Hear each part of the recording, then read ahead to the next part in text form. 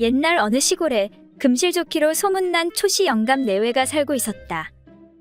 그런데 초씨 부인은 더할 나위 없이 곱고 정숙한 여인으로 소문이 나 있어서 사람들은 그녀를 볼 때마다 정숙함을 칭찬하기에 바빴다.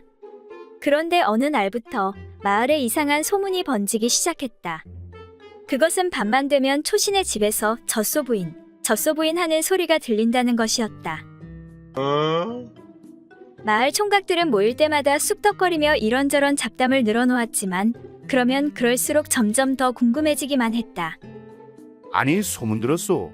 조씨 부인이 젖소 부인이라니. 나도 듣기는 들었는데 그게 무슨 소리요? 사실 초씨 부인의 가슴은 그리 풍만한 편이 아니었다. 그런데 젖소 부인이라니? 그러던 어느 날 마을 총각 한 명이 궁금증을 참지 못해 밤중에 몰래 초신의 집에 숨어 들어가 그 비밀을 밝혀내기로 하였다. 너무 궁금해서 참을 수가 없네. 꼭 비밀을 알아낼 것이야. 그렇게 그 총각이 방문 틈으로 몰래 상황을 훔쳐보게 되었다. 초씨가 지친 목소리로 부인에게 말했다. 나도 이젠 늙었나 보구려. 벌써 지치는 걸 보니. 아이, 몰라요. 부인이 아양을 떨어대면서 재차 남편의 품속으로 파고들었다. 김초씨가 그런 부인을 부드럽게 어루만지며 말했다. 그걸 또 하자는 말이요. 이젠 그만 잡시다. 아이, 싫어요. 부인 생각이 정 그렇다면. 초씨가 부인을 다시 품에 안았고 둘은 한동안 운후의 정을 나누는가 싶었다. 그러나 얼마 지나지 않아 김초씨는 이내 녹초가 되고 말았다. 아이쿠, 이젠 그만 날 좀 놔주구려. 내 이러다간. 초씨가 사정했지만 부인은 그런 남편의 말을 무시한 채 더욱 맹렬한 기세로 달려들었다.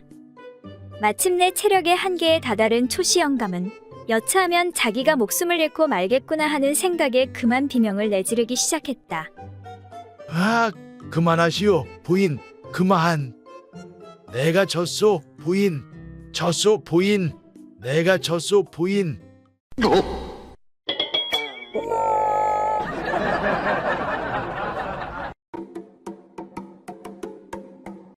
어느 날 시집에서 소박을 맞고 쫓겨온 세 여인이 우연히 한자리에 모이게 되었다. 그녀들은 별일도 아닌 것으로 쫓겨났다면서 서로 억울함을 호소하였다. 먼저 한 여인이 이렇게 말했다. 난 정말 아무것도 아닌 일로 쫓겨났다니까. 아니 글쎄 한 번은 시어머니가 한밤중에 자기가 피우던 담뱃대를 털어오라고 하기에 그것을 털려고 바깥으로 나갔지. 그런데 마침 둥그런 돌이 보이기에 그 돌에다 대고 담뱃대를 털었는데 그것이 글쎄 돌멩이가 아니라 달빛에 비친 시아버지의 대머리일 줄 누가 알았겠소. 그래서 그 일로 인해 쫓겨나게 되었다니까. 그러자 다른 여인이 말을 이어받았다. 아니, 시아버지 머리통을 돌로 알고 그곳에다 담뱃대를 털어 상처를 냈으니 쫓겨날 만도 하네 그려. 거기에 비한다면 나는 정말로 억울하다니까. 나는 시어머니께서 화로에 불을 담아 오라고 하기에 화로를 들고 나간다는 것이 그만 요강을 잘못 들고 나가서 거기에다 불을 담았다가 쫓겨났거든. 세상에 불이야 또 피우면 그만인 것을 그런 이유로 쫓아낼 건 또 뭐냐고. 난 정말 억울하다니까. 그 말을 들은 마지막 세 번째 여인이 말했다. 요강을 화로로 알고 불을 담았으니 정말로 바보짓을 했구먼 그려. 거기에 비하면 나는 기껏 좋은 일을 하고서도 쫓겨났으니 정말 너무 억울하다니까. 하루는 우리 집 머슴 칠복이가 너무 추워하는 거야. 마님, 너무 춥습니다요. 그래서 불쌍하다는 생각이 들어서 칠복이의 손을 내 가슴에다 가만히 넣어서 살살 녹여준 것 그것뿐이었다니까. 그런데 그것이 화근이 되었지. 좋은 일을 하고도 쫓겨나다니 정말 어이가 없다니까.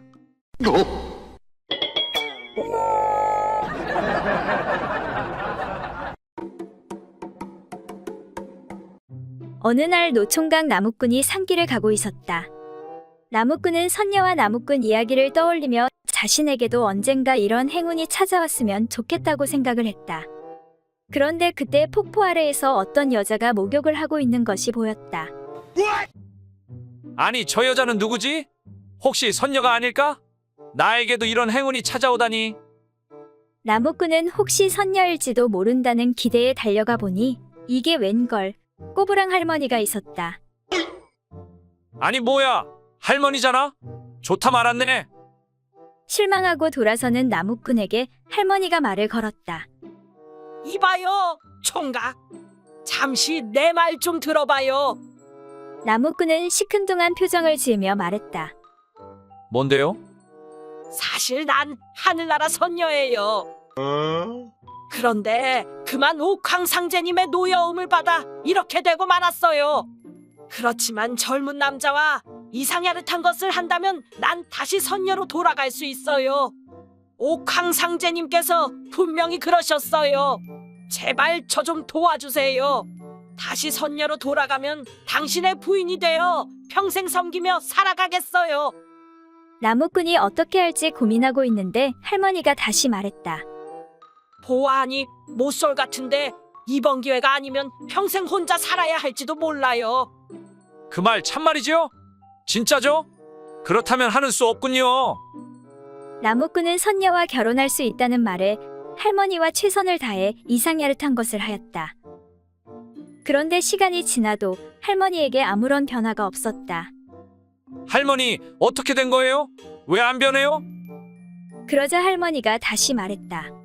아직 정성이 부족해서 그런 것 같은데 몇 번은 더 해봐야 될 것 같아요. 나무꾼은 하는 수 없이 젖먹던 힘까지 다해 할머니와 몇 번 더 이상야릇한 행동을 하였다. 모든 힘을 다 사용한 나무꾼은 가쁜 숨을 몰아쉬며 말했다. 할머니, 이제 진짜 선녀로 변하는 거지요? 그 말이 끝나자 펑 하는 소리와 함께 할머니는 선녀로 변했다. 고마워요. 나무꾼님 덕분에 다시 선녀로 돌아왔어요. 이제 저와 백년 가약을 맺고 행복하게 살아요. 아니, 이게 뭐예요? 진짜 선녀로 돌아온 게 맞아요? 그러자 선녀가 말했다. 사실은 제가 너무 많이 먹어서 상제님께 벌을 받은 거예요. 이제부터 조금만 먹을 테니 걱정 마세요, 서방님.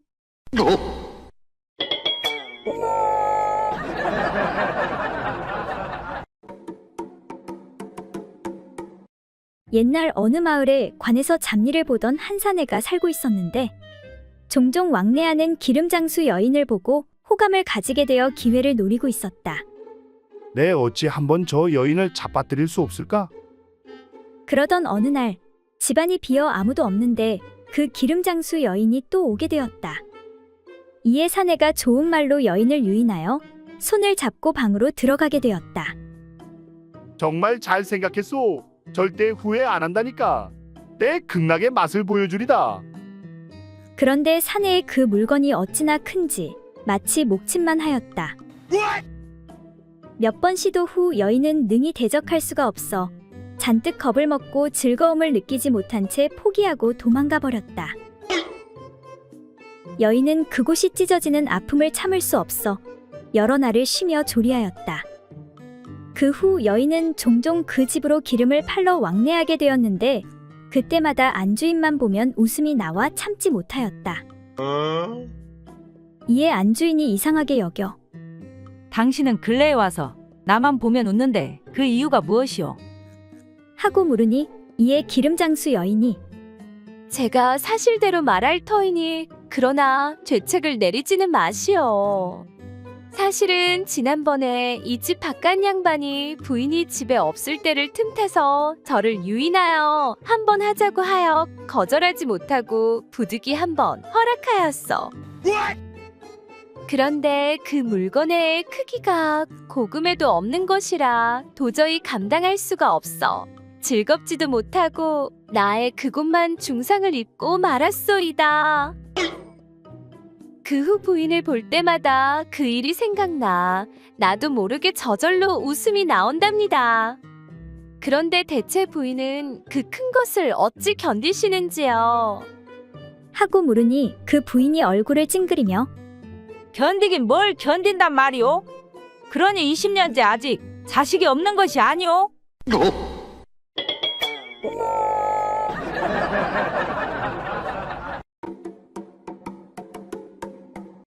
옛날 어떤 나그네가 여행을 하던 도중 길을 잃게 되었다. 갈 길은 멀고 날은 저물었는데 이를 어쩌면 좋단 말인가. 나그네가 그렇게 길을 헤매다가 간신히 어떤 외딴 집 한 채를 발견하게 되었다. 아니 이런 외딴 곳에 이런 집이 있다니 정말 다행이구나. 지친 나그네는 급히 그 집으로 달려가 대문을 두드렸다. 여보시오, 아무도 안 계시오? 지나가는 나그네인데 하룻밤만 묵고 갈 수 없겠소. 그러자 잠시 후 조심스레 대문이 열리면서 젊고 청조한 여인이 고개를 내미는 것이었다. 나그네는 미모의 여인을 보고 속으로 탄성을 질렀다. 아니 이런 외딴 곳에 이런 미모의 여인이 있다니. 나그네가 여인에게 말했다.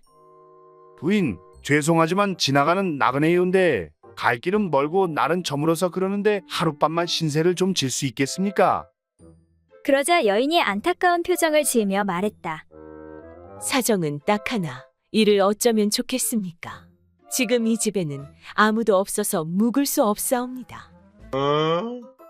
그 말을 들은 나그네가 다시 한번 간청했다. 아니 부인, 아무도 없다니요. 지금 부인께서 계시지 않습니까? 그러지 마시고 하룻밤만 묵고 갈 수 있게 허락해 주십시오. 그러자 부인이 다시 말했다. 아니, 저의 말은 그런 뜻이 아니오라. 지금 집에 남정네가 한 분도 안 계시단 말씀입니다. 그 말을 들은 나그네는 넉살 좋은 웃음으로 이렇게 말하는 것이었다. 하하, 그 점이라면 염려하실 필요가 전혀 없습니다. 제가 바로 남자 아닙니까?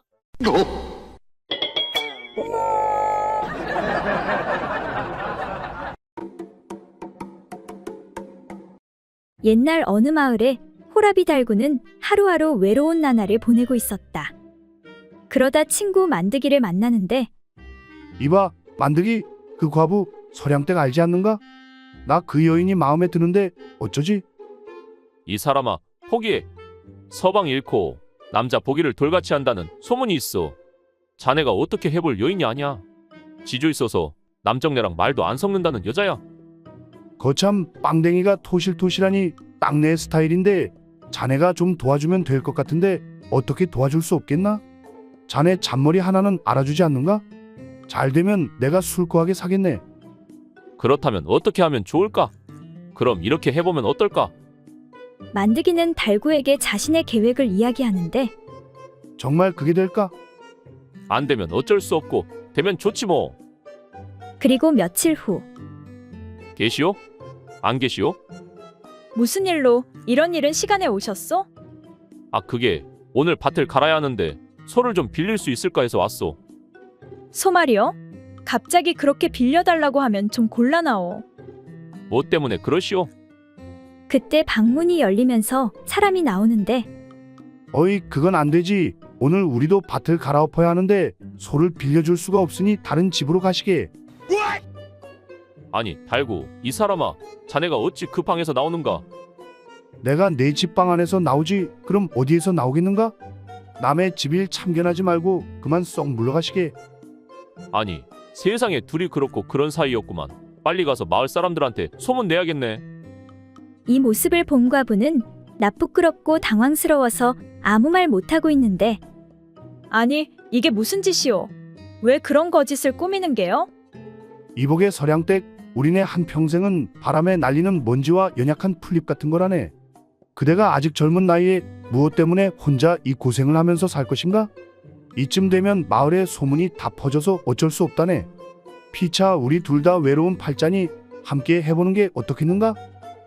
이에 과부는 크게 탄식하며 눈물을 흘리고는 달구를 받아들이기로 했다. 그 후 몇 달 후 아니, 이복에 달구, 자네 얼굴이 왜 그 모양인가? 이복의 만드기, 나 좀 살려주시게. 자네 머리가 좋으니 좀 도와주시게. 아니, 무엇 때문에 그러는가? 우리 부인, 그러니까 서량이 그 여자가 옥녀도 보통 옥녀가 아니라네. 왜 전 남편이 그리 일찍 갔는지 이제야 알았다네.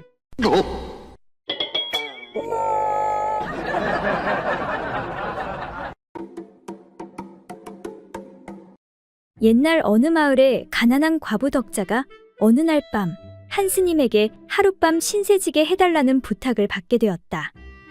지나가는 소승이 온데 오늘 하루 묵어갈 수 있겠는지요? 나무 관세음보살.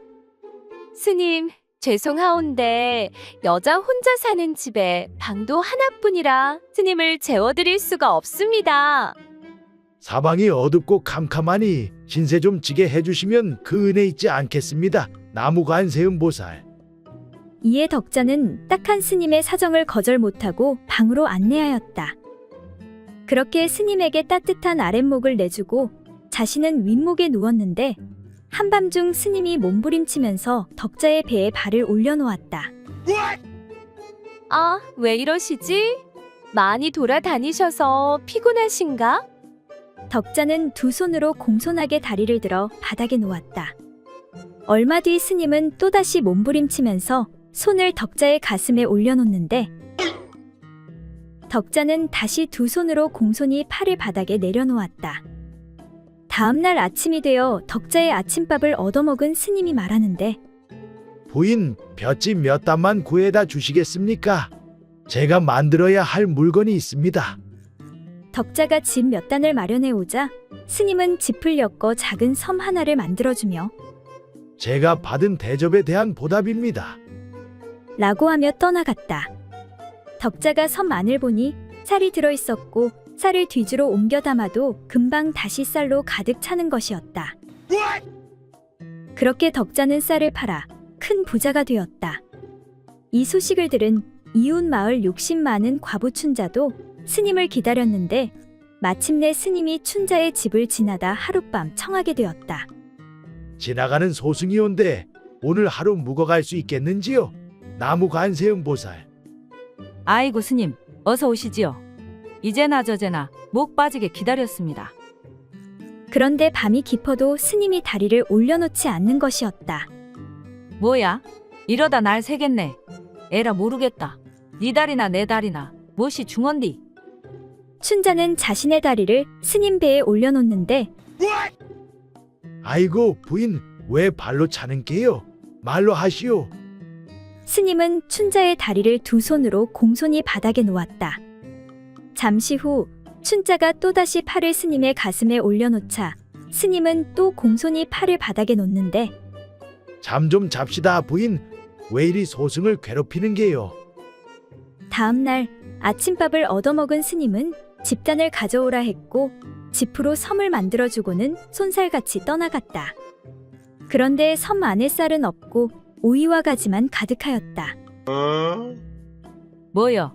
채소 장사 하라는 것이요? 그런데 잠시 후 채소들이 살아 움직이는 것이 아닌가. 이런 은큼하고 욕심 많은 여인아.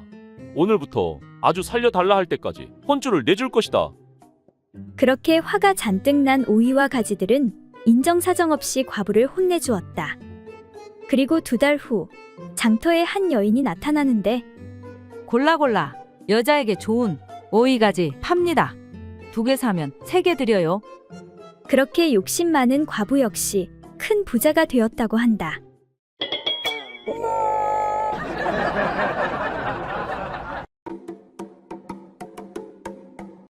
옛날 어느 마을에 어떤 허름한 주막을 운영하는 부부가 있었다. 그런데 부부는 모두 색욕이 강해 밤낮으로 그 일에 열을 올렸다. 그러나 사람이 있을 때는 민망하여 서로 간에 미러를 정하였다. 임자, 오늘도 외눈박이를 죽입시다. 어머, 어제도 죽이고 오늘도 또 죽여요? 그 말은 꼿꼿해진 남자의 물건이 이를 치른 후 흐물흐물 쓰러지니 이것을 외눈박이를 죽이자라고 돌려 말한 것이었다. 그러던 어느 날, 한 유명한 외눈박이 도적이 한탕 후 그 주막에 머물게 되었다. 이보시오, 방 하나 얼른 내주시오. 그렇게 도둑은 부부의 옆방의 방을 얻어 누웠는데 도둑질이 탄로 날까 신경이 쓰여 늦게까지 잠을 못 이루고 있었다. 그런데 옆방에서 소리가 들리길 여보, 우리 이제 외눈박이를 죽이는 것이 어떻겠어? 그거 듣던 중 반가운 소리구만. 그래, 외눈박이를 어찌 죽이려고? 글쎄 올시다. 어찌 죽일까요? 그놈 목을 손으로 꽉 졸라 죽일까요? 사정 없이 주물러 정신없게 해서 잡아먹을까요? 아무튼 이번에는 한 번에 잡아먹지 말고 천천히 잡아먹읍시다. 여튼 옆방 손님이 깊이 잠들면 바로 죽입시다. 이에 크게 놀란 도둑은 관아에 자수하는데 사또 나으리 짐승만도 못한 이 부부에게 얼른 큰 벌을 내려주십시오. 네, 비록 도둑질은 하나 사람을 죽이고 먹지는 않습니다. 이에 당황한 부부가 자초지종을 이야기하는데 사또 그 외눈박이는 서방의 아랫도리를 말하는 것이고 외눈박이를 죽이는 것은 행사를 치르는 것을 이야기합니다. 어이구, 내가 속았어.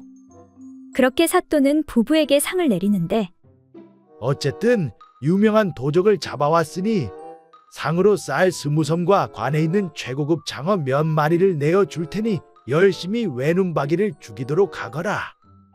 이에 부부가 말하길 아닙니다. 사또. 쌀만으로도 충분합니다. 장어는 사또께서 드시지요. 하니 사또가 아니네. 슬프게도 내 외눈박이는 이미 10년 전에 완전히 죽었다네.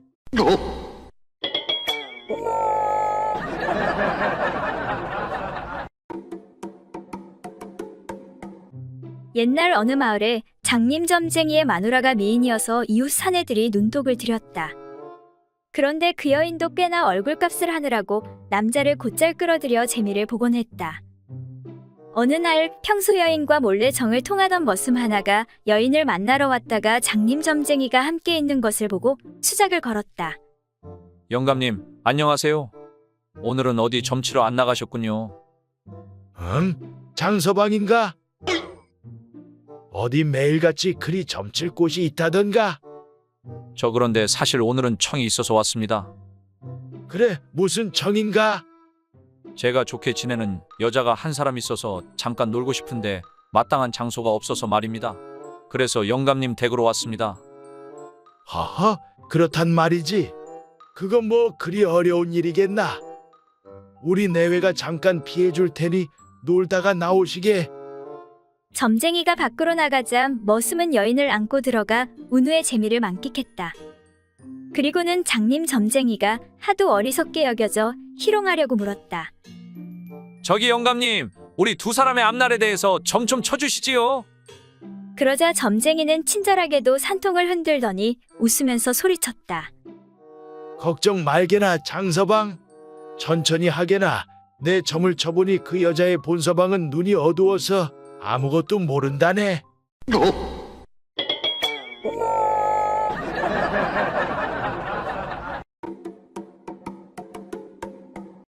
옛날 어느 마을에 자칭 세상 모든 진리를 깨달았다는 최법사가 살고 있었다. 그러던 어느 날 마을 여인 춘자가 최법사를 찾아와 자신의 죄를 고하는데 저기 법사님 드릴 말씀이 있습니다. 그래, 보살님, 한번 말씀해 보시지요. 제가 서방 잃고 홀로 산지 몇 년 되니 어찌나 외로운지 그만 목욕하는 돌쇠의 은밀한 곳을 훔쳐봤습니다. 그 죄책감에 견딜 수가 없는데 이 죄를 씻고 싶은데 어떻게 해야 하나요? 그럴 수도 있지. 저기 부엌에 있는 대야에 귀한 정수를 담아 놓았습니다. 그러니 거기에 두 눈을 씻으면 죄가 말끔히 사라질 것입니다. 네 법사님, 알겠습니다. 그때 마을의 다른 여인 금자가 법사에게 다가오는데 저기 법사님 드릴 말씀이 있습니다. 그래, 보살님, 말씀해 보시지요. 저도 서방 잃고 홀로 산지 몇 년 되니 너무 외로워 돌쇠가 우통 까고 장작을 패던 모습에 혹해 참지 못하고 돌쇠를 뒤에서 껴안고 말았습니다. 그렇다면 보살님도 저기 여인이 있는 부엌에가 대야에 담긴 귀한 정수에 두 손을 씻도록 하십시오. 그러면 죄가 말끔히 사라질 것입니다. 네, 알겠습니다. 그런데 시간이 지나도 두 여인이 나오지 않자 궁금해진 법사가 부엌에 가보니 두 여인이 다투고 있는 것이 아닌가.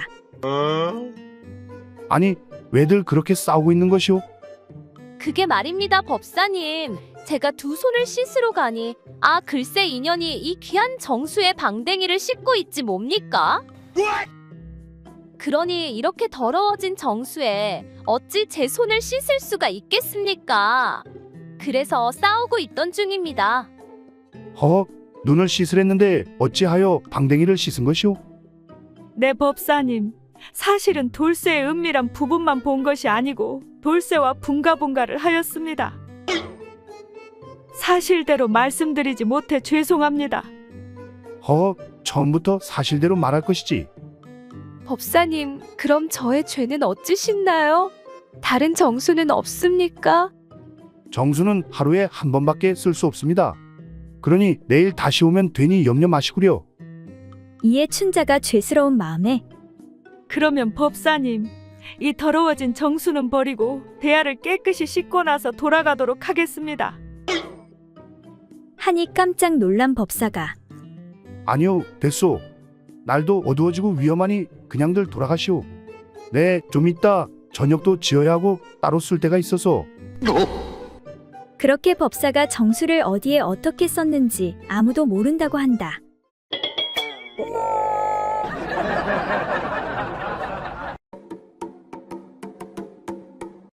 한 어리숙한 처녀가 다른 지방으로 시집을 가게 되었다. 그런데 딸을 시집 보낸 어머니는 자나 깨나 딸이 실수하지 않을까 걱정이 이만저만이 아니었다. 그렇게 시간이 지난 어느 날, 시집간 딸이 사위와 함께 친정에 오게 되었다. 어머니와 딸이 이런저런 이야기를 나누던 중 걱정스러운 마음으로 친정어머니가 딸에게 물었다. 애야, 거기서는 실수하지 않고 잘하고 있니? 네, 언니가 가르쳐준 대로 잘하고 있어서 지금까진 아무 일 없었어요. 그래, 그거 참 다행이구나. 근데 그 마을은 우리 마을과 다른 풍속 같은 것은 없던. 사람 사는 것이 여기나 거기나 다 비슷하지요. 근데 한 가지만 다른 점이 있어요. 그래, 뭐가 다르던? 글쎄, 신랑이랑 밤에 그 일을 할 때마다 신랑이랑 서로 마주보고 사랑을 나눠요. 아니, 남녀간에 서로 마주보며 사랑을 나누는 게 일반적인 원칙이 아니더냐? 친정어머니가 의아해하자 딸이 말했다. 아니에요. 뒷집 김총각은 항상 뒤에서 그 일을 했다고요.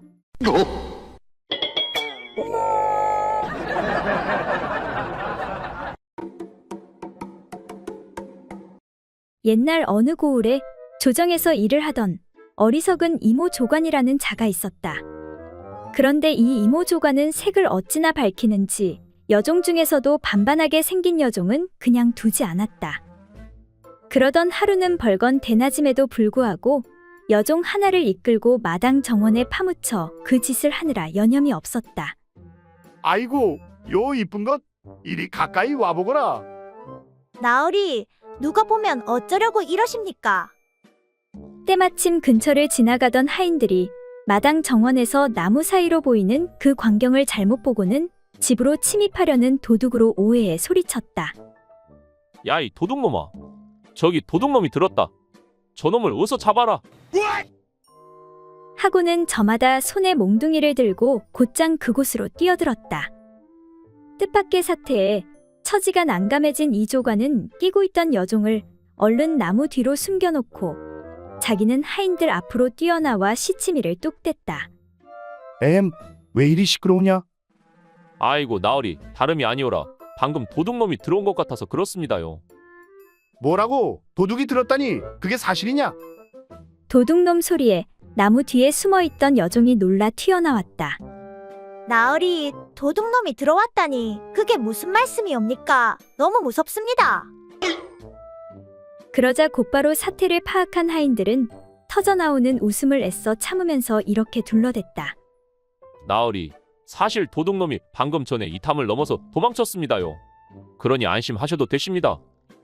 그러자 어리석은 이조관은 하인들에게 들키지 않았다고 착각하고 허세를 부리며 말했다. 그 도둑놈이 만약 나한테 걸렸으면 뼈도 못 추렸을 텐데 용케 알고 도망갔구나. 하니 하인들이 웃으며 말하길. 나으리, 그래도 조심하셔야 합니다. 제가 보니 그 도둑놈이 쬐깐한 가죽 몽둥이를 달고 있었거든요.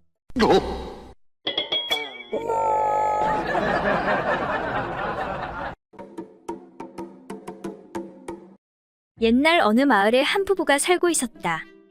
그런데 근래 들어 합방을 전혀 하지 않아 아내는 불만이 가득했다. 이에 잠자리에서 돌아 누운 서방에게 아내가 물었다.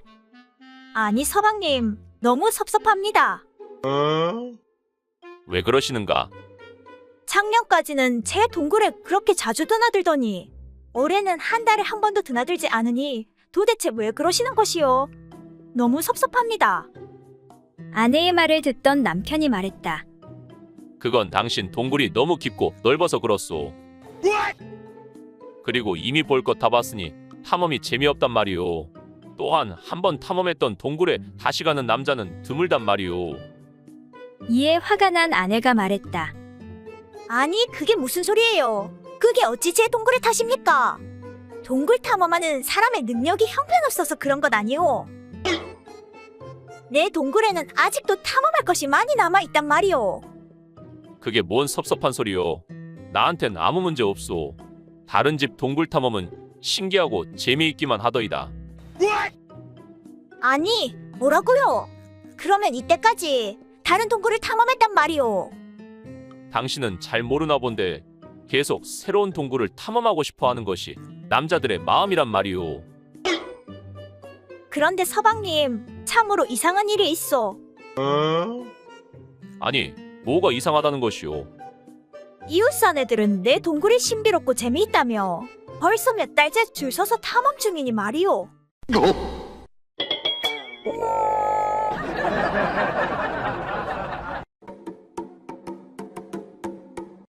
한 나이 어린 여종이 어려서부터 대감댁에 들어와 일을 하였다.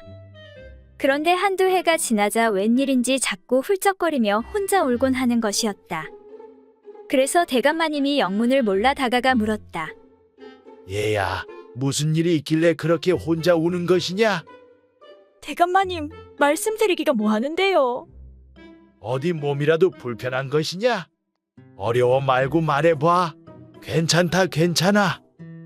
그 말을 들은 여종이 머뭇거리며 말했다. 그런 게 아니라 저에게 지금 수염이 생겨서요. 아니, 수염이 생기다니. 수염이 안 보이는데 도대체 어디에 수염이 생겼다는 것이냐? 여기 밑이에요. 남들은 코 밑에 수염이 나는데 저는 왜 별난데 수염이 나는 걸까요? 여종은 그렇게 말하며 다시 훌쩍거리기 시작했다. 그 말을 들은 대감마님이 별것 아니라며 말했다. 아, 그러니까 그건 별로 걱정할 것 없다. 나이 들면 누구에게나 다 생기는 수염이니까. 그럼 대감마님도 거기에 수염이 있습니까? 그럼 나도 거기에 수염이 있지. 그 말을 들은 여종은 울음을 그치고 대감마님께 여쭈었다. 그럼 대감마님, 어디 한번 수염을 볼 수 있을까요? 제가 봐야 믿든지 말든지 할 것 같아서요. 여종이 자꾸 조르는 바람에 대감마님은 하는 수 없이 허리띠를 풀고 수염 난 곳을 보여주었다. 그러자 어린 여종이 한참 동안을 들여다보더니 말했다. 이젠 알겠어요. 나이가 들면 모두 수염이 나나 보군요. 그건 그런데 대감마님은 사타구니에 웬 술병을 하나 차고 다니세요. 그 술은 대감마님 혼자서만 마시는 건가요?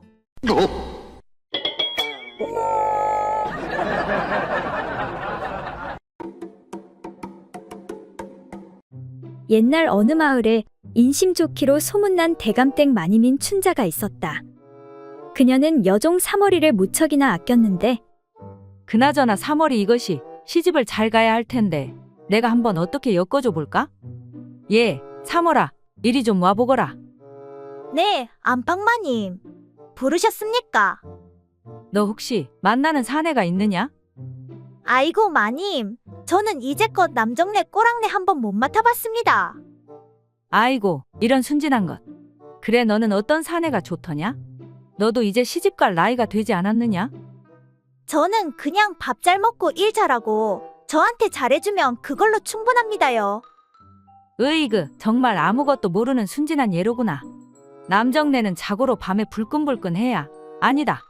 내가 한번 알아보마. 춘자는 착실한 머슴인 칠복이와 덕파리를 부르는데 그래, 너희 둘은 일도 잘하고 돈도 착실하게 모았을 것이고 이제 장가만 가면 되겠구나. 아이고 마님, 괜찮은 처자가 있어야 가죠. 내가 너희 둘 중에 한 명에게 사머리를 보내줄 생각인데. 마님, 정말입니까요? 그럼 정말이고 말고. 내가 남정네를 볼 때 가장 중요하게 생각하는 게 있는데, 칠보가, 너는 밤에 남녀가 사랑을 나누는 자세가 몇 개라고 생각하느냐? 아, 저는 남자가 위로 엎어지는 하나밖에 모르겠는데요. 아 그래 그러냐? 순진한 녀석. 그럼 덕팔아 너는 몇 개라고 생각하느냐? 아 방금까진 40개였는데 칠복이 말을 들으니 41개가 되네요. 뭐라고? 그렇구나. 그래 그렇다면 결정 났다. 그럼 먼저 덕팔이는 오늘 밤에 몰래 내 방으로 건너오도록 하거라. 허풍이면 혼날 줄 알거라.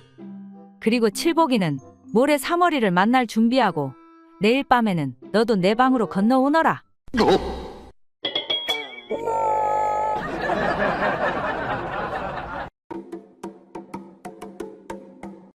옛날 어느 고을에 장터에서 장사를 하며 살아가는 사내가 있었다. 그런데 이 사내는 늦은 나이에 장가를 들어 젊은 아내가 있었지만 장사에 온통 신경을 쓰느라 부부의 일을 소홀히 하였다. 이에 심한 외로움을 느낀 아내는 바람둥이 양반 하나와 몰래 정을 나누는 사이가 되었다. 내 하루도 당신을 안 보면 도저히 못 살겠구려. 그렇게 남편이 출타한 틈을 타 양반은 그 집 여인과 재미를 보고 있었는데 그날따라 갑작스레 남편이 일찍 돌아왔다. 여보, 오늘은 장사가 잘 돼 일찍 왔소이다. 이에 양반은 급한 마음에 겨우 빠져나와 마루 밑에 숨게 되었다. 집주인 사내는 아무것도 모른 채 밥을 먹고는 툇마루에 앉아 있는데 밑에서 무슨 소리가 나는 듯하였다. 이건 분명 도둑놈이 들어온 것이로군. 내 이놈을 잡아야겠다. 이에 사내는 배를 재는 기다란 자를 가져다가 마루 밑으로 넣어 휘저어 보니 이놈, 이거 장난이 심하구나. 그러다 내 눈이라도 상하면 어쩌려고 그러느냐? 그 소리에 놀란 사내가 아니, 이놈이 뭐라는 것이냐? 내가 못하러 너 같은 도둑놈과 장난을 한다는 말이냐? 이놈아! 화가 난 사내가 더 심하게 휘두르니 마루 밑에 엎드려 있던 양반이 다급하게 소리를 쳤다. 내 비록 사정이 있어. 내 집 마루 밑에 엎드려 있긴 하다만 근본이 뼈대 있는 양반이니라. 그런데 너는 상놈 주제에 감히 나를 보고 버릇없이 도둑놈이라고 하였느냐? 내 놈이 양반을 모욕했으니 마땅히 벌을 받을 것이다. 그 말을 들은 사내는 기가 차서 그렇다면 너를 뭐라고 불러야 하는 것이냐? 양반이 잠시 뜸을 들이더니 당연히 도둑 양반이라 불러야지. 아니, 남의 집 물건이나 훔치는 도둑놈이 오히려 큰 소리를 치는구나. 그러자 양반도 지지 않고 큰 소리로 대꾸하였다. 내 놈이 또 나를 도둑놈이라 했겠다. 내 피로 잠시 내 집 마루 밑에 엎드려 있으나 물건을 훔친 것이 없으니 아무 죄도 짓지 않았느니라. 그런데 너는 상놈으로서 양반을 보고 감히 도둑놈이라고 욕했으니 내 마땅히 관가에 고발하여 벌을 받게 할 것이다. 이에 주인 사내가 가만히 생각해보니 그 말이 맞는 듯하여 별수 없이 양반에게 사죄하였다. 아이고 나으리, 몰라봬서 죄송합니다. 그런데 왜 하필 나으리께서는 우리 집 마루 밑에 숨어 계신 것입니까? 이에 양반이 의기양양하게 말하기를 내 본래 몸에 열이 많아. 열이 나면 급히 진정시켜야 하는 병이 있어. 잠깐 너희 집 마루 밑을 빌린 것뿐이니라. 이제는 몸도 식었고 다행히 다친 곳도 없으니 내 그만 갈 길을 가도록 할 것이다. 혹시 다음에 나를 다시 마루 밑에서 보더라도 그러려니 하고 그냥 넘어가도록 하여라. 그리고 며칠 후 일찍 돌아온 사내가 다시 마루 밑에서 벗은 몸으로 나오는 양반을 보게 되자 말하길 아이고 나으리, 오늘은 알몸으로 계신 것을 보니 평소보다 열이 많으신가 봅니다.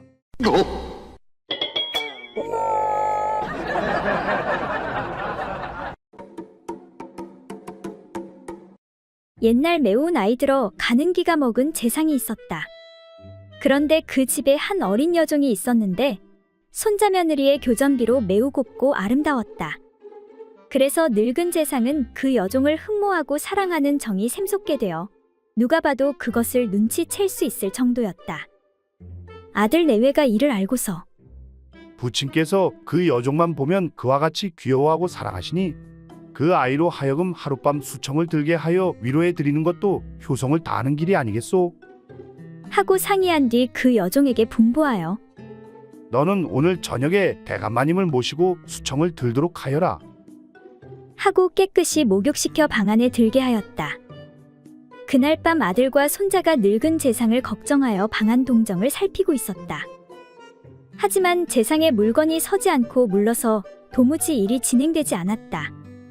재상이 힘을 주며 말했다. 이제 들어간 것 같은데 맞느냐? 이에 여종이 들어가지 않았사옵니다. 라고 대답하니 또 계속해서 시도하며 이제 들어갔느냐? 그러나 여전히 들어가지 않았사옵니다. 라고 대답하였다. 이에 아들과 손자가 답답히 여겨 소리를 낮추어 분부하기를 이번에 물으시면 들어갔다고 하도록 하여라. 하고 여종에게 소곤거렸다. 그 직후 또 재상이 물었다. 이제 들어갔느냐? 하니 여종이 네, 이제 들어갔사옵니다. 하고 대답하자 재상이 기뻐하며 힘을 주니 물건이 방바닥에 닿아 싸늘하게 느껴졌다. 이에 재상이 여종의 귀에 대고 말했다. 에이야, 내 것은 이상하게도 싸늘한 것을 보니 아마 여름철에 알맞은 것인가 보구나. 그렇다면 겨울철에 맞는 여종이 한 명 더 있어야 하겠는걸?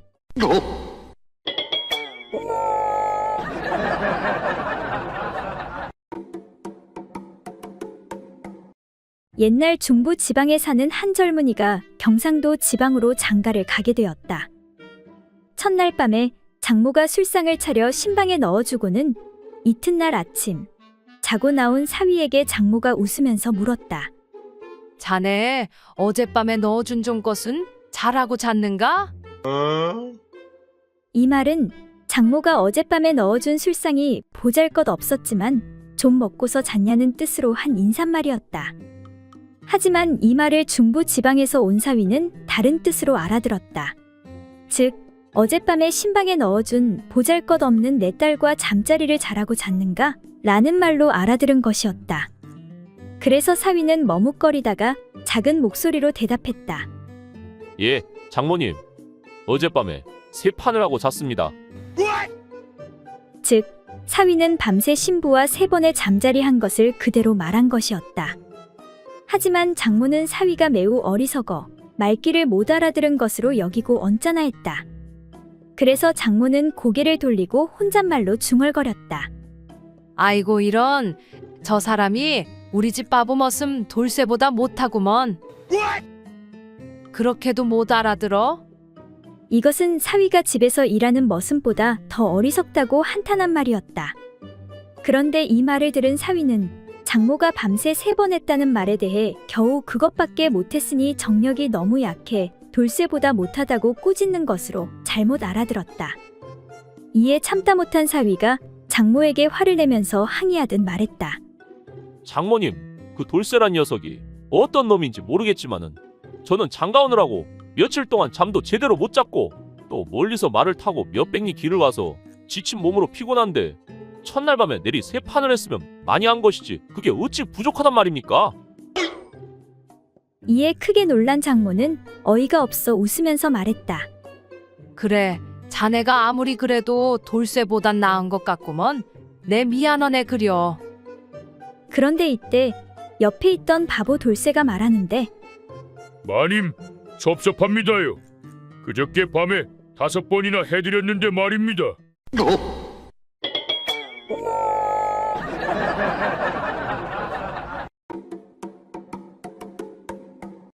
옛날 한 노파가 나이가 많아 노쇠하여 죽을 날이 다가오자 딸들을 불러 모은 후 유언을 했다.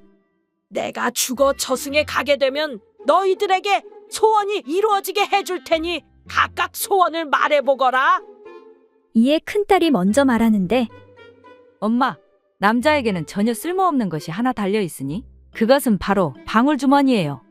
그 방울주머니를 없애고 대신 그 힘을 가운데 연장에 더해주세요.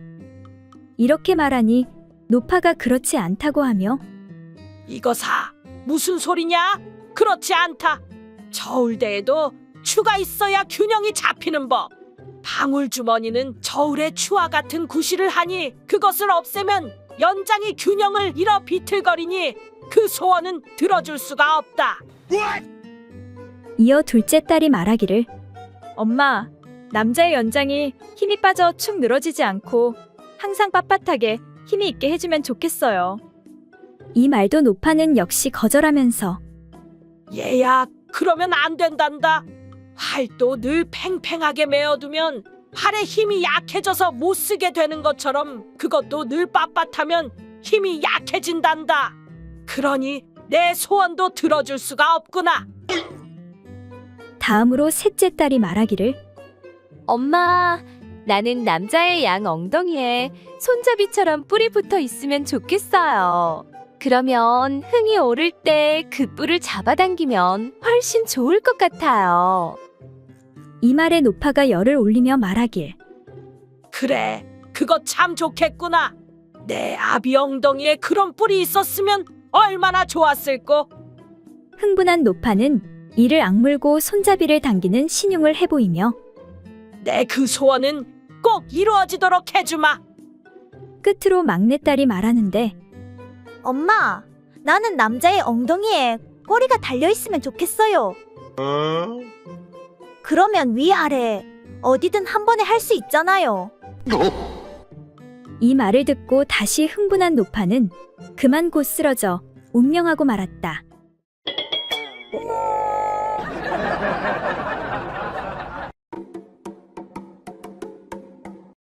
옛날 어떤 절의 잘생긴 외모의 어느 젊은 스님이 부인들로부터 크게 사랑을 받고 있었다.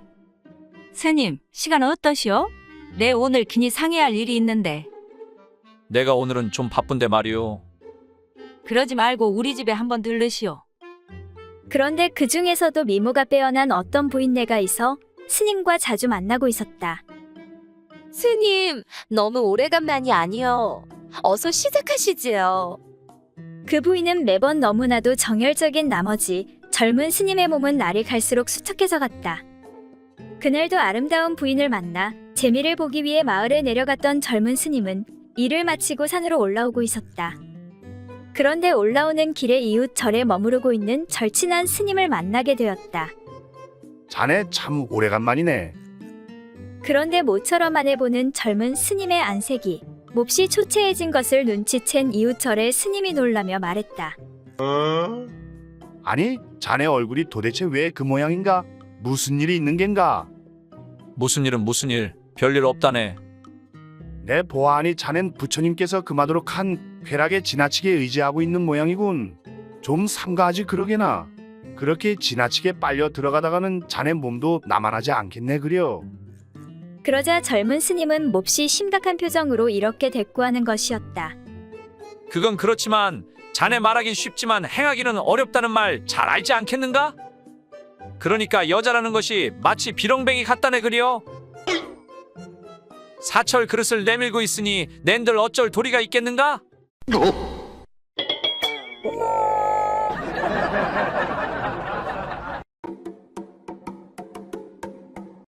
옛날 어떤 부부가 한낮에 심심하기 그지없어 문득 그 생각이 간절해졌다. 그러나 곁에 67살 되는 아들과 딸이 붙어 있어 어쩔 수 없었다. 이에 마음이 다급해진 아버지는 아이들을 바깥으로 내보낼 작정으로 너희들은 이 대바구니를 가지고 앞개울로 가서 작은 물고기를 잡아오너라. 저녁에 끓여 먹도록 하자. 하니 아이들이 바구니를 가지고 나오다가 서로 말하기를 부모님이 우리에게 바구니를 가지고 물고기를 잡아오라 하시는 것은 아무래도 우리를 속이고 맛있는 것을 잡수려고 하는 것일지 몰라. 그러니 우리 밖에서 엿보아 알아보는 것이 좋겠다. 하고 손가락에 침을 발라 문에 구멍을 뚫고 방 안을 엿보았다. 방 안에서는 부부가 그 일을 치르느라 한참 삼매경에 빠져 있었다. 이때 남편이 아내에게 묻기를 이 맛이 어떻소? 하니 아내가 꼭 땅속으로 내려 들어가는 것 같아요. 그럼 당신은 어떤가요? 하고 물으니 남편이 나는 정말 하늘 위로 올라가는 것 같소. 그렇게 한참 만에 부부는 일을 마치고 주섬주섬 옷을 주워 입었다. 그때 마침 아이들이 바구니를 들고 들어오는 것이었다. 그런데 바구니에 물고기는 없고 참새 한 마리와 지렁이 한 마리가 들어있었다. 이에 아버지가 묻기를 아니, 왜 고기를 잡지 않고 이상한 것들을 잡아서 왔느냐? 하고 묻자 아이들이 말하기를 아버지는 하늘로 올라가고 어머니는 땅속으로 들어간다니 이거라도 드시라고 잡아왔어요.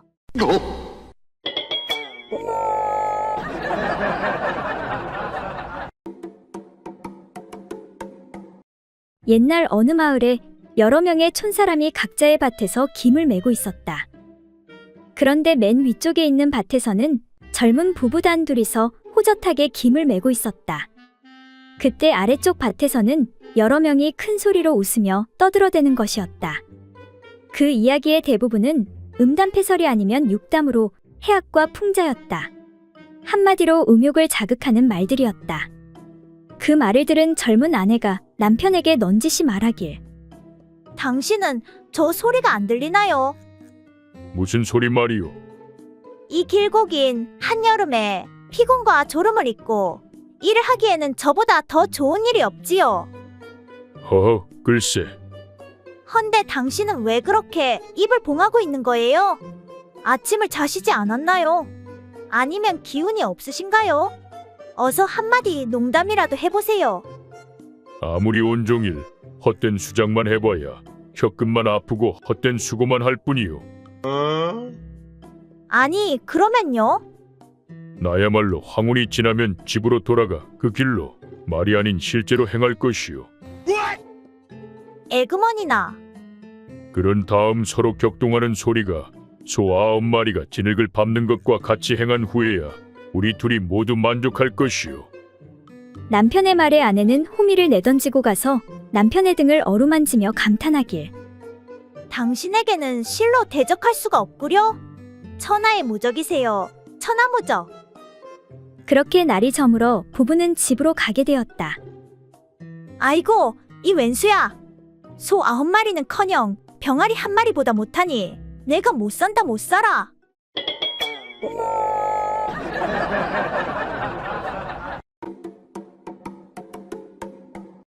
옛날 어느 마을에 가난하지만 착하게 사는 덕팔이라는 혹부리 총각이 있었다.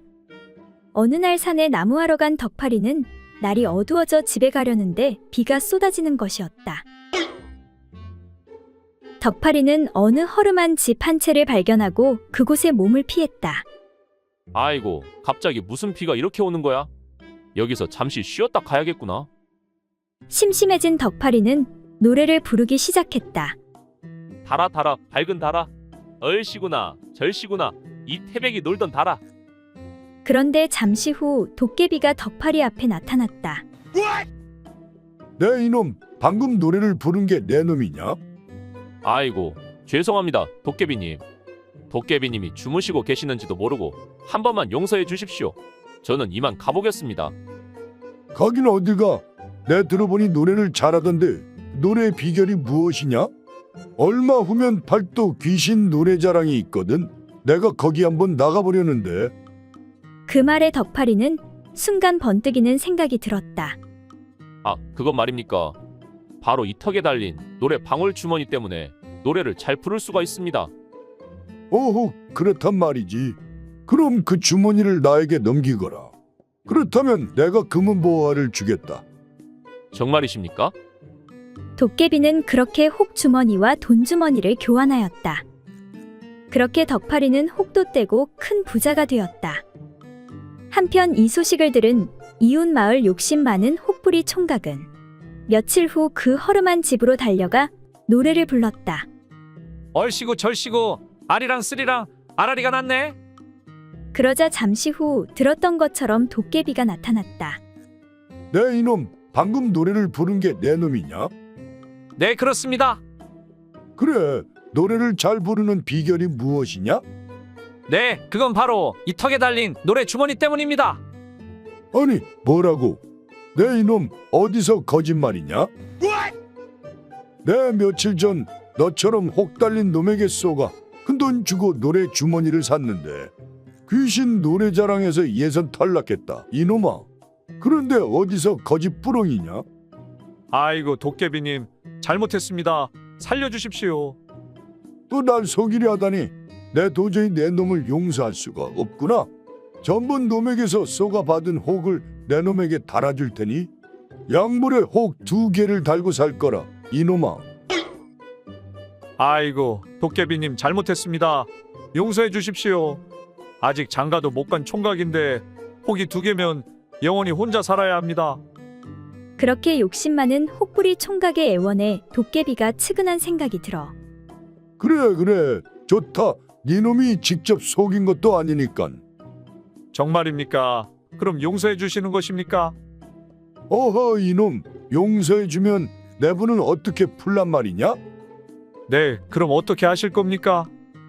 그 대신 내 놈이 원하는 곳에다 이 혹을 붙여주도록 하겠다. 그렇게 욕심 많은 혹부리 총각은 아랫도리에 무엇인가 하나가 더 달리게 되었고 주변의 여자들이 넘쳐나게 되었다고 한다.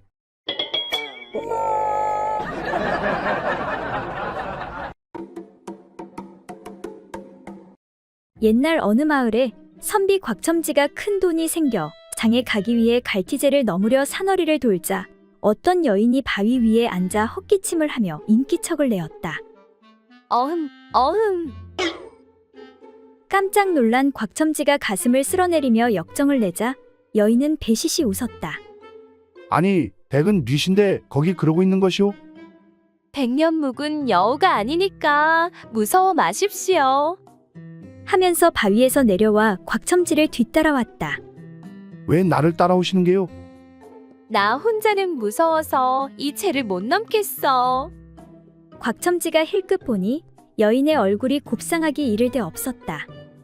안동장에 황소 한 마리를 사러 가는 곽첨지와 몇 년째 병으로 들어 누워있는 남편의 약을 지으러 가는 여인이 이런저런 얘기를 주고받으며 뉘엿뉘엿 태가 저무는 갈티제를 넘었다. 그렇게 제 너머 대처에 오자 땅거미가 내려앉고 찬바람이 파고드는데 그 여인이 곽첨지의 팔짱을 꼈다. 아니, 왜 이러는 것이오? 주막에서는 혼자 오는 여자 손님은 받지를 않습니다. 첨지께서 제 남편 노릇 좀 해주십시오. 그렇게 곽첨지는 주막에 들러 그 여인과 국밥을 먹고 막걸리 주전자도 비웠다. 내 볼 일이 있어 잠깐 나갔다 올 테니 기다리지 말고 주무시오. 볼일을 마친 곽첨지가 황소살 돈이 든 전대를 주막 주인에게 맡기며 이거 황소살 돈이니 잘 맞고 계시오. 말하고는 쭈뼛쭈뼛 구석진 객방으로 들어가자 그 여인이 벌써 아랫목에 이부자리를 하나 깔고 윗목 끝에 자신의 자리를 깔아놓았다. 호롱불을 끄고 나자 곽첨지는 아랫목에 누워서 꿀꺽 침을 삼켰다. 방에는 문풍지 떠는 소리뿐 정막만 흐르는데 갑자기 곽첨지 이불 속으로 그 여인이 기어들어왔다. 윗목은 추워서 못 자겠어. 탱탱한 젊은 여인이 곽첨지의 품에 안겼다. 뱃살이 쭈글쭈글한 늙은 마누라와 합방을 해본 지 몇 해던가. 결국 두 사람은 합체를 하였고 그것은 길고도 격렬했다. 결국 힘을 다 뺀 곽첨지는 골아 떨어졌고 새벽닭 울음소리가 들려도 여전히 잠을 잤다. 이른 아침에 오시장에 가야 좋은 소를 고를 수 있는데 해가 중천에 떴을 때야 곽첨지가 일어났다. 그런데 이상하게도 여인이 보이지 않았다. 옷을 대충 걸치고 아침도 걸은 채 주막 주인을 불렀더니 아직 안 나갔어요? 되돌아온 거예요? 내 늦잠을 잤소. 그나저나 어쩌녁에 맡긴 전대나 주시오. 아침에 안방 마님이 자기한테 달라고 하고는 벌써 가져갔어요. 주막 주인의 입에서 마른 하늘의 날벼락이 떨어졌다. 그제서야 곽첨지는 자신한테 일어난 일을 깨닫게 되었다. 아이고 이런, 내가 여우 같은 년에게 당했구나. 당했소. 안방 마님이 아니었어? 사기꾼 년이요? 하니 곽첨지가 한숨을 내쉬며 그래도 내가 어제 저녁 노름판에서 돈을 거진 다 날려서 그나마 다행이오.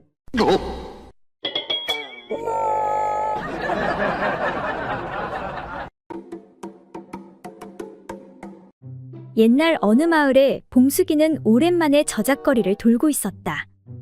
그러다 상인 최노인과 마주치는데 오랜만이요. 잘 지내셨소? 장사는 잘 돼요? 나야 뭐 늘 똑같지. 부인은 잘 지냈는가? 네, 저도 잘 지냈지요. 그런데 좋은 소식이 하나 있지요. 그래, 그게 무엇인가? 3년 만에 아이가 들어섰소. 이보다 더 좋을 수 있겠어. 축하하네. 드디어 아이가 생겼다니. 그러고 보니 이런 우연이 있나? 우리 집 순이도 어렵게 새끼를 낳았다네. 아이고, 고놈 이뻐라. 한 그릇도 안 나오겠구만. 무엇이라고? 아무것도 아니요. 그런데 순이라면 그 3년 된 게 아니요? 맞네, 맞아. 근데 어떻게 3년 동안 새끼를 한 번도 못 낳았어? 그것이 말이오. 문제가 있었다네. 순이가 새끼 주머니가 안 좋았나 보구려. 아니, 그게 아니라 순놈을 바꾸니까 바로 낳더라고. 알고 보니 도리 녀석이 씨 없는 수박이었더라고. 어머머, 이런 우연이 있나? 뭐라고? 그럼 김서방도? 아니요, 내 말이 그만 잘못 나왔어. 이에 당황한 봉숙이에게 최 노인이 걱정 마시게. 내 입이 무거우니 비밀로 하겠네. 그런데 말이지. 둘째 필요하면 제발 나 좀 불러주시게.